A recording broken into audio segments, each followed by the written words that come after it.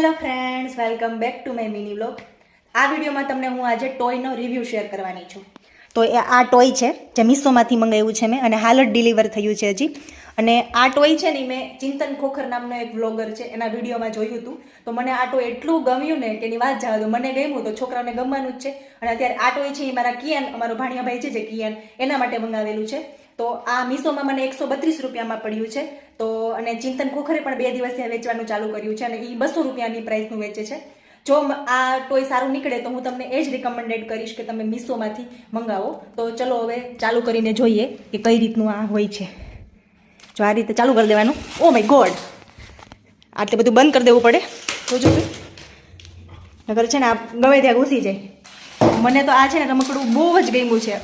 તો હવે જોઈએ, ગમે ત્યાં ભાગ્યા. જો આ રીતે છે ને, બાકી એક નંબર આઈટમ.